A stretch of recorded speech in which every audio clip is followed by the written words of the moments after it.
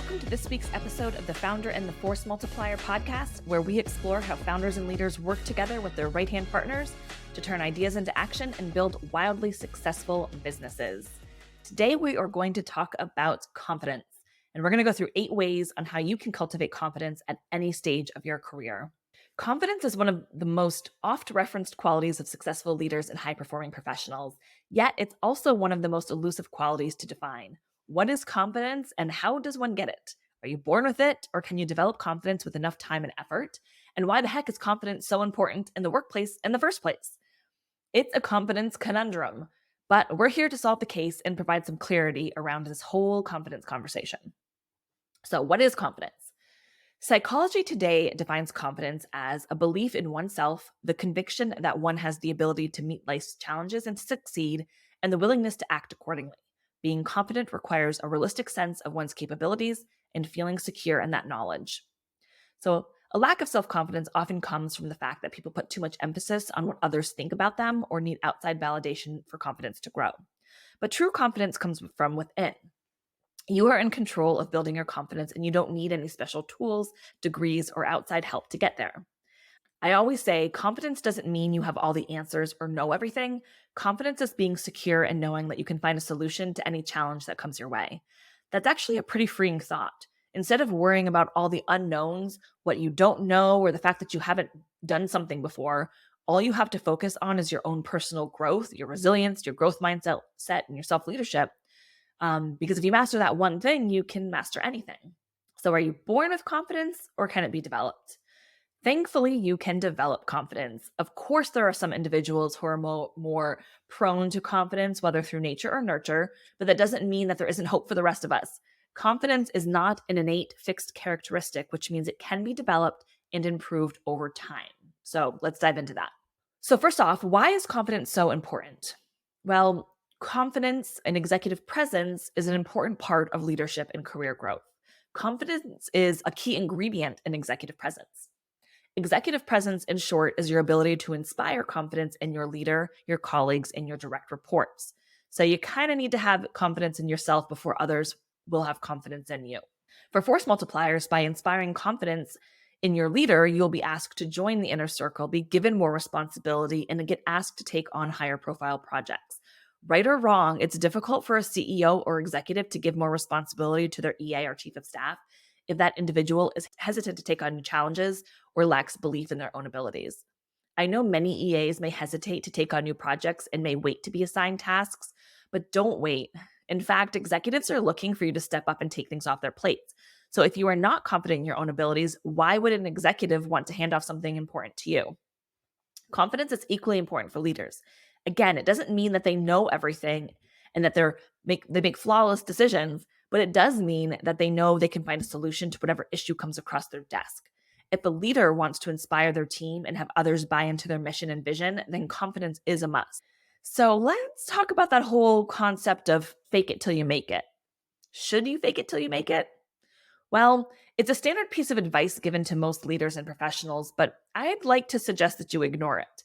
I understand the spirit of this advice is intended to encourage you to exude confidence and competency, but I would argue instead of just exuding it, how about you actually have it? Faking confidence can lead to failure fast.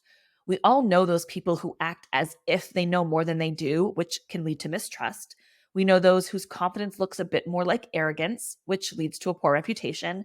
And we also know those people who can't admit when they've made a mistake or that they don't know the answer, which then leads to more mistrust. From my personal experience over many years in the industry, I would rather you tell me or my executive that you don't know and get back to us with the correct answer with 24 hours than fake a response and ultimately leave everyone frustrated and disappointed. Honesty, coupled with a solution, is going to get you a lot further in business and in your career. It's also going to help you build trust and better relationships with clients and colleagues along the way. Curiosity and transparency are 2 great qualities of a leader, and it's hard to have both of those if you are faking it. So let's talk about those 8 ways to cultivate confidence. Cultivating confidence is a practice. You don't develop confidence by reading about it in a book or listening to it on a podcast. You build confidence through action and experience, and that's how you develop true confidence. There are 8 ways to cultivate more confidence at any stage in your career. So, number 1, Immerse yourself in your company and industry.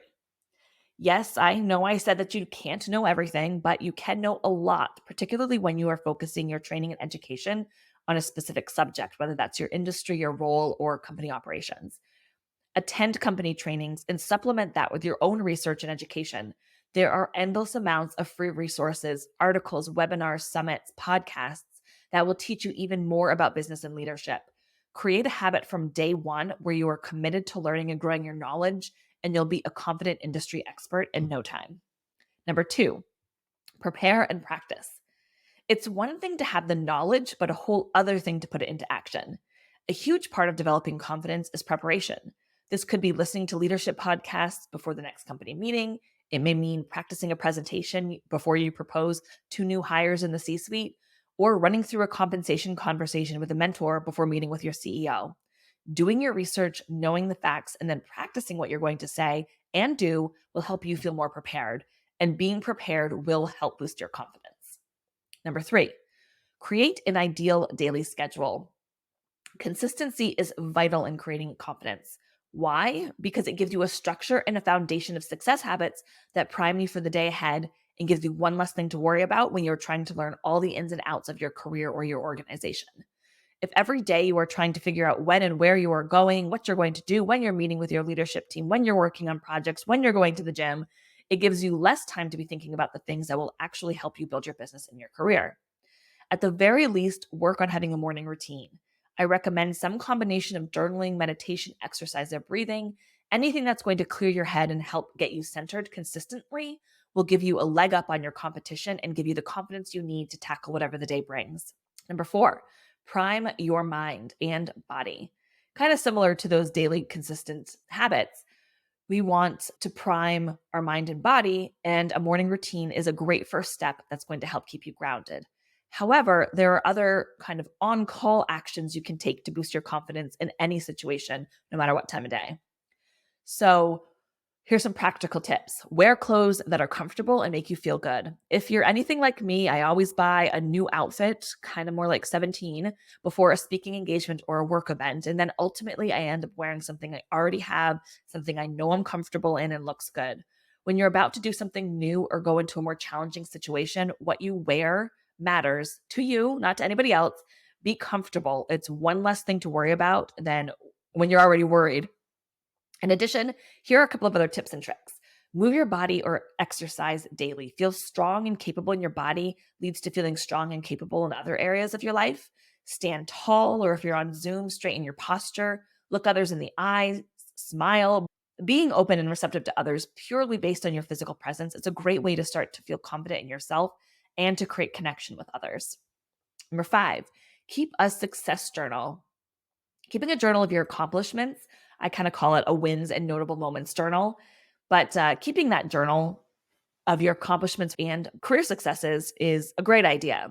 Some might call it hubristic, but I say, why not keep this information handy?